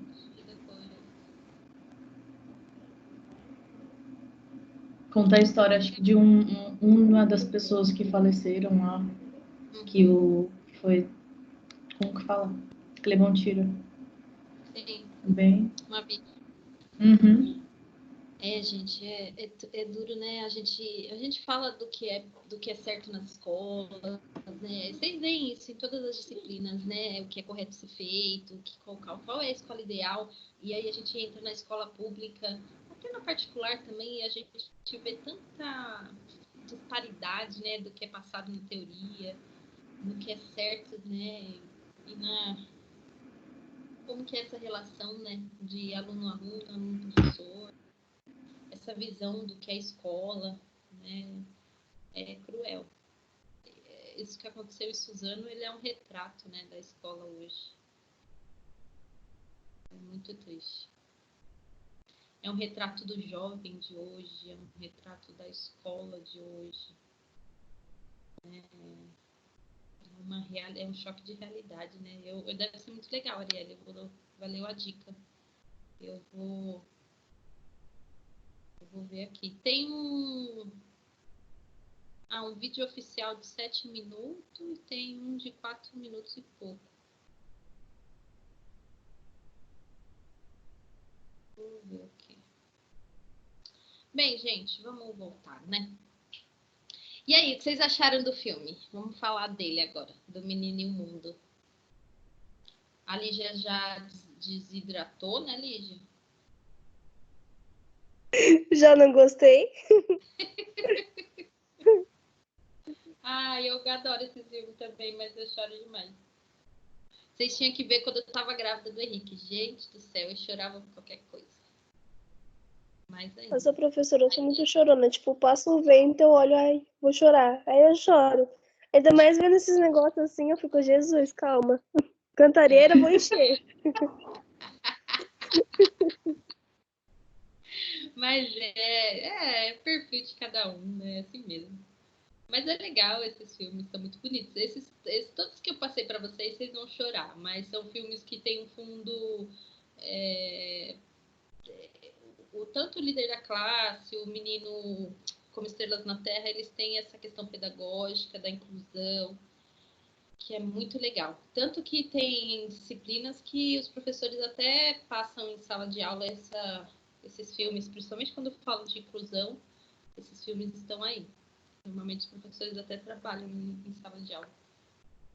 É que não é o assunto dessa disciplina, né? Mas eu deixo a dica aí para vocês não vão perder nada assistindo eles. Só vão ganhar. Então, gente, assim, Menino e o Mundo é um resultado aí do cinema brasileiro. Isso lá em 2014, quando o filme foi lançado, né? Uma obra de qualidade que não tem o fundo de consumismo, o fundo comercial, não tem nesse filme. Ele é uma crítica, né, ao consumismo mesmo, né, a essa sociedade nossa, né, de tantas diferenças. E o interessante dele é que ele fala sobre assuntos, né, assuntos atuais, mas num ponto de vista diferente, né, que é o da criança. Então é bem legal para a gente parar para pensar nisso. E ele foge, né, também quando a gente está falando, igual a gente estava falando aqui, né, da pós-modernidade. Ele é um filme que foge dos estereótipos, né, tanto que a gente vê que no desenho não há, né, aquelas imagens, né, com bastante computação gráfica, com, né, toda aquela beleza, né? A beleza está na história, está na música. O filme ele não tem fala, as falas que ele tem são, né, descaracterizadas, não dá para entender, né? São alguns barulhinhos, então não é um filme com fala, mas ela tem uma história muito, muito forte. Mesmo sem fala, a imagem, o desenho já conta toda a história. Quer falar mais alguma coisa do que vocês acharam aí do filme? Claro que não assistiram ainda, né? Mas fica a dica também para vocês assistirem. São filmes que agregam, né? É interessante a gente também pegar um pouquinho do nosso tempo. Claro que não só isso, né? Mas às vezes tem hora que a gente quer só se distrair, outras a gente quer parar para pensar, então pega esses filmes aí. E chorar um pouquinho, tá bom? Se chorar e emagrecesse, eu tava bem magrinha. Bem, gente, então vamos continuar, né? Querem falar mais alguma coisa? Não? Vocês estão tudo quietinhas e quietinhos?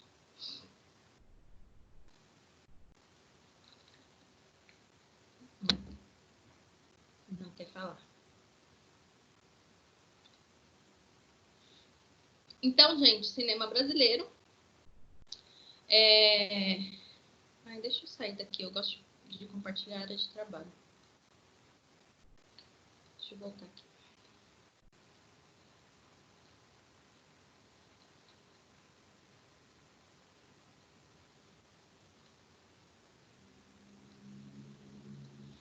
Eu tenho o Detetive Bolacha contra o Gênio do Crime, que é um filme feito baseado no livro Gênio do Crime, de João Carlos Marinho, né? Um filme antigo, né? 1973. Eu tenho Cavalinho Azul, baseado, né, na peça de Maria Clara Machado. Menino Maluquinho 2, né? Que são das histórias do Ziraldo.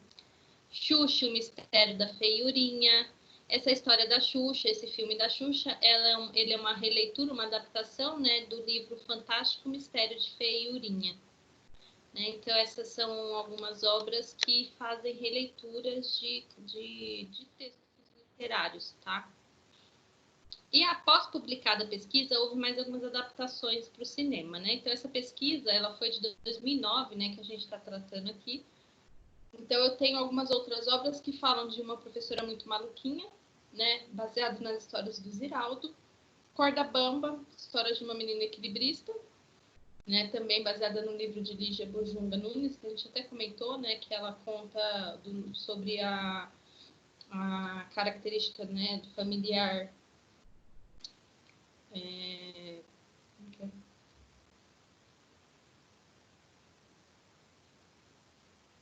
Esqueci o nome agora. Emancipatória. Temos uns lapsos de esquecimento, gente. Isso mesmo. Obrigada, Helenice. O Escaravelho do Diabo, né, que foi de 2016, baseado no livro de Lúcia Machado de Almeida. que é de 1974. As Aventuras do Avião Vermelho, que é de 2014, né, baseado num livro do Érico Veríssimo. Né? Então, a gente pode ver que são algumas obras. Claro que aqui eu não estou falando que existem só essas obras voltadas para o infantil, né, que fazem obras brasileiras que fazem releituras de obras. Né? Nesse caso, são só obras que fazem releituras. Tem outras obras que não fazem essa releitura, como é o exemplo que eu dei agora para vocês do Menino e o Mundo, né? Ele não é uma releitura de alguma obra, né? Ele é uma crítica, ele é um ponto de vista de uma criança quanto à sociedade brasileira, né? Então, por isso que não entra também nessa listagem aqui.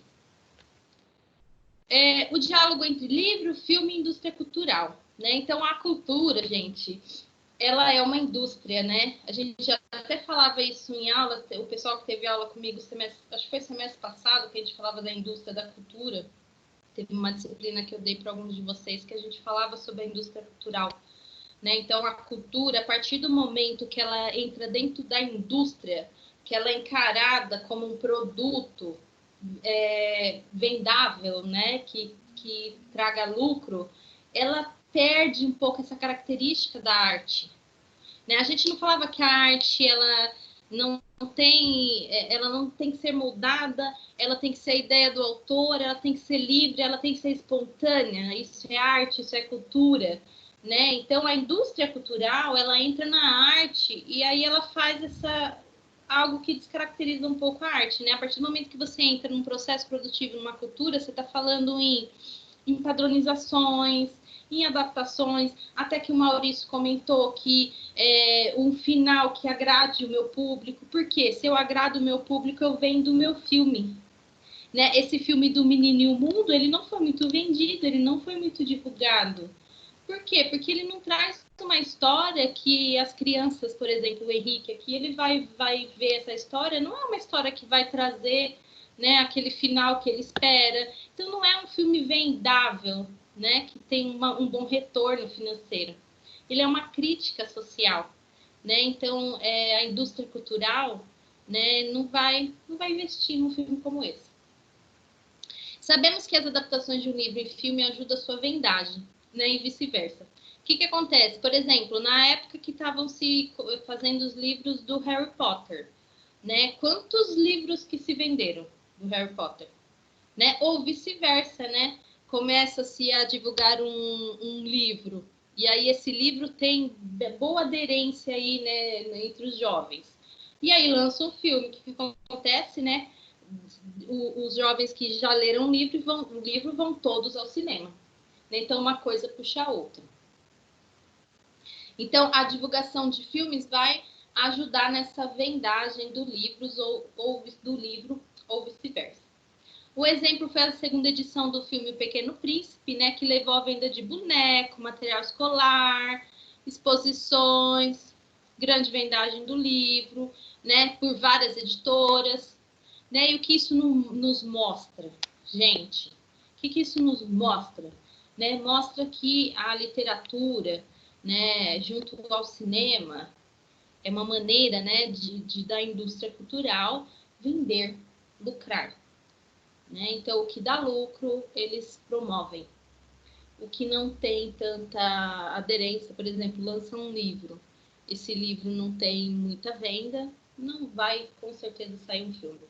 Ou que seja, né, se não tem muita venda, na hora que sai um filme, esse livro ele tem uma ascensão aí nas vendas também.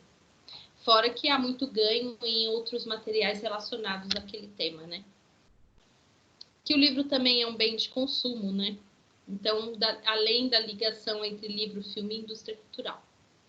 Tá? Então, o livro ele é um bem de consumo, então ele está na indústria e tem a questão da lucratividade em cima dele. Os filmes, o consumismo e a escola, né? Então, Mello, ele fala o seguinte, né? Sobre como é possível lidar com a questão da ligação entre os filmes e o consumismo na escola. Ajudar a criança a descobrir caminhos para decifrar os meios de comunicação social é uma das formas capazes de alterar ainda que no mínimo grau esse estado de coisas, né?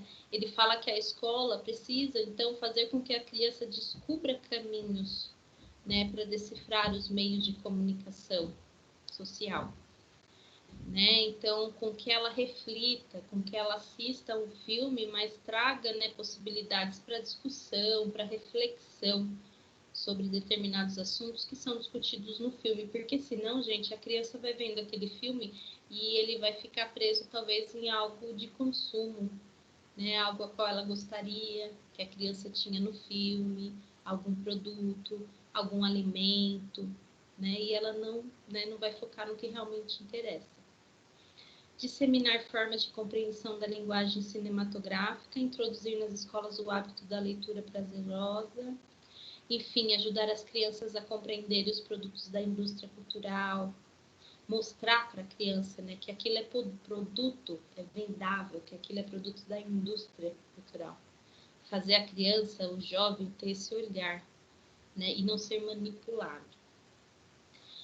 A se posicionarem de forma crítica, né, diante deles, é uma das formas de se contrapor aos atos de poder com que a sociedade as conduz, né, para satisfazer as demandas do sistema e não as suas próprias necessidades. Então, gente, até esse mesmo autor, ele cita aí filmes da Xuxa, né, que tem cenas onde as crianças vão comer um biscoito e aí durante, né, o período que eles estão ali consumindo, eles estão falando que aquele biscoito é muito bom, que ele tem os sabores tal e tal. E aí, o que é isso? Isso é marketing, né? Isso é puro marketing. E as crianças, elas estão, né? Claro que hoje as crianças não ficam assistindo mais Xuxa, né? Eu assisti a Xuxa. Hoje em dia já não tem mais tanto isso, né? Mas tinha muito fundo comercial, sim, né? Porque tinha os patrocinadores. E tinha os artistas, né? Os famosos também. Eu fico pensando, gente, o que serão dessas crianças, né? Pós Lucas Neto, por exemplo, né? Porque vocês já viram os vídeos dele?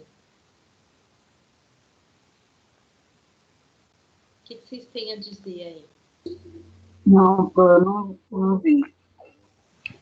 Eu já vi, Pro. É só consumo, né? Porque ele esbanja lá, vai lá na mansão dele e aí ele fica esbanjando as novidades, os brinquedos, os mais tops, né, que tem. Aí as crianças querem comprar, é só consumo, né? Consumo Fala atrás de muito de consumo. doce ele, muito doce para as crianças também, nossa. Então, o que acontece? Hoje ele já não fala mais tanto de doce. Quer dizer, eu acho que ele nem fala mais de doce. Logo que ele começou, eu já até citei o Lucas Neto em algumas aulas minhas, que eu acho ele um empreendedor. Ele é um cara inteligente. Porque assim, hoje toda criança conhece ele, gente. O adulto amando ou não ele, toda criança ama. Toda criança, né, gosta dele, já assistiu, conhece. E tudo que tem a marca dele, gente, é vendável. Se você for comprar material escolar, por exemplo, tem caderno, tem estojo, mochila, caneta, lápis de cor, tem tudo da marca dele. Esses dias eu vi até numa perfumaria, shampoo e condicionador, chinelo, toalha de banho, é tanto produto com a marca dele, que ele é um cara que soube pegar aquele nicho de mercado, que são as crianças, e investiu nesse mercado. Então, o que acontece? Ele é um empresário. Ele começou muito na informalidade, falando muita merda, muita besteira, né? Mas hoje ele tem uma equipe aí que dá um suporte pedagógico para ele. Ele tem equipe que dá um suporte pedagógico. Só que todo com fundo mercadológico, sempre com fundo mercadológico. Né? Hoje ele já não vai para esse lado de comer besteira, de comer doce, e também de não ficar esbanjando tanto suas propriedades e seus bens. Mas ele conta histórias, né? Tem historinhas, tem toda essa questão do que é certo e do que é errado, de comer verduras e legumes, mas ele tem a venda dos produtos dele, né, nas histórias. A todo momento eu tenho a propaganda de algum produto. Né? Então, ele é alguém que eu acho que hoje ele já tem essa visão de que ele é um influenciador, né, das crianças. É aquele negócio, né, Pro? Ele jogou o produto e foi adaptando tudo isso no caminho, né? Sim. Hoje ele está agindo com mais profissionalismo, mas tem esse fundo comercial, né? Não é por puro entretenimento da criança, não. Tem sim o fundo comercial dele. Sempre tem, né, a propaganda aí dos produtos.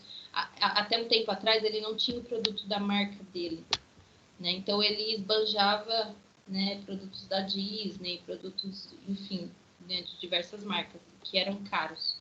Hoje ele esbanja aí os produtos dele, né? Então ele faz essa venda, né? Eu acho que ele deve ter trocado, né? Deve ter sido isso. Porque na época que eu vi, eles esbanjavam esses outros produtos da Disney, daquela LOL. Mas como agora ele deve ter vários produtos no nome dele, então ele, com certeza, a preferência é para vender as coisas dele e deixar as coisas dos outros, né, um pouco de stand-by. Não, ele nem fala mais. Às vezes eu vejo algum vídeo dele e não fala mais de outros produtos. O foco, então, é na linha dele, né? Ele tem o site que faz a venda virtual, ele tem a loja, né, virtual dele, e vende pra caramba, gente. Vende pra caramba. Tem jogos, tem muita coisa na marca dele.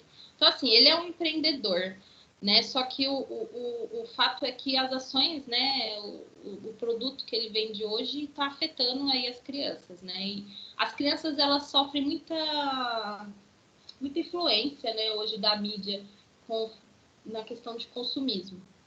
Né? Você liga um canal infantil para assistir, a criança sai pedindo um Hot Wheels, uma massinha Play-Doh, ela quer ir em diversas lojas, porque eu tenho 10, 15 minutos de desenho, comercial.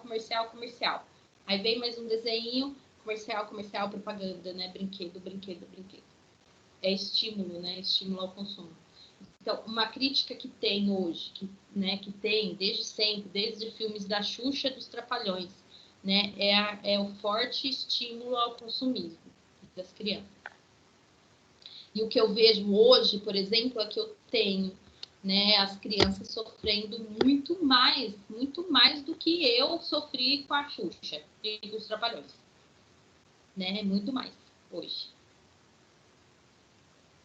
E esse autor, ele chama atenção para um filme do Castelo Rá-Tim-Bum. Não sei se vocês chegaram a assistir esse filme, né? Castelo Rá-Tim-Bum, o filme.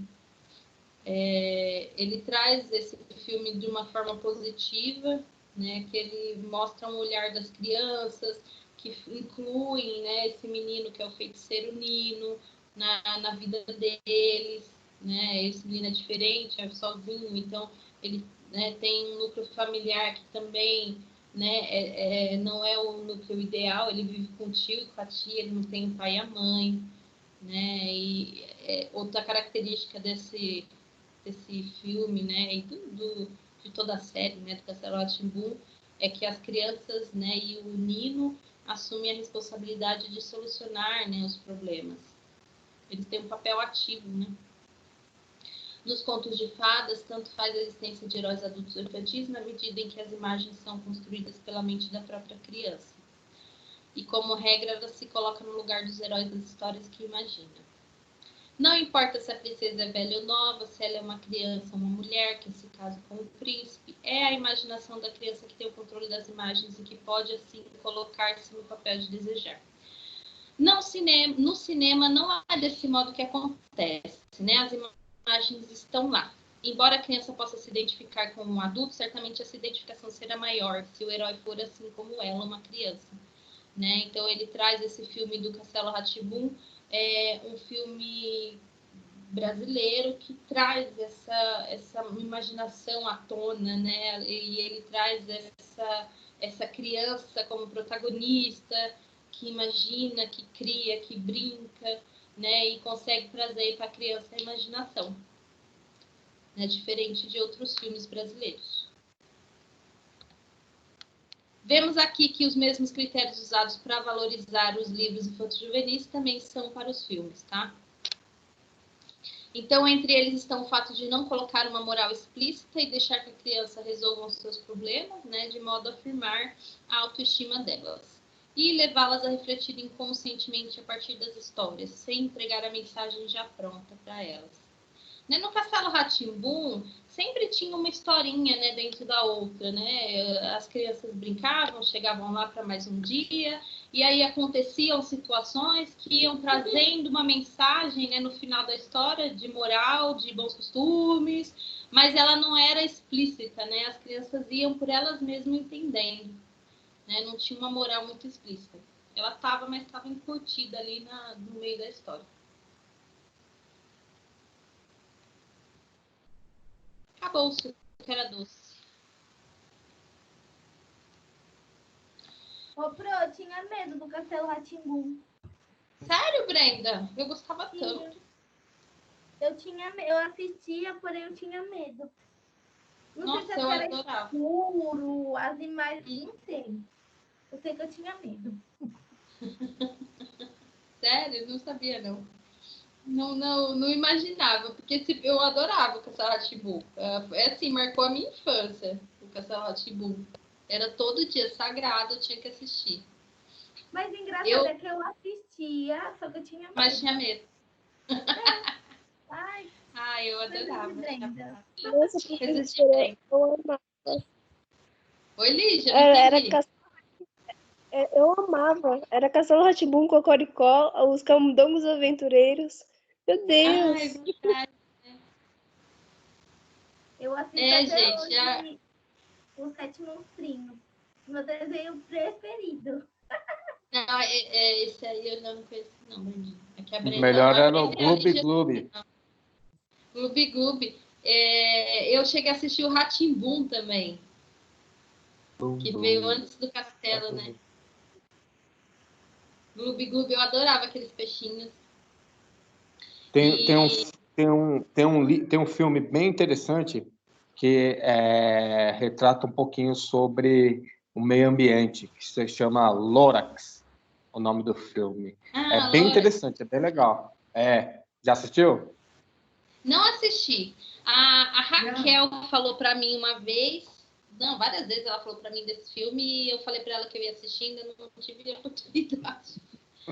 Professora, você tem que assistir. É muito legal, muito legal. É muito legal.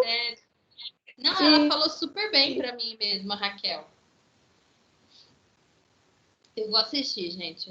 Esse fim de semana eu vou dar conta. Esses dias gente, esse negócio da gente trabalhar em casa, a gente trabalha muito mais, né?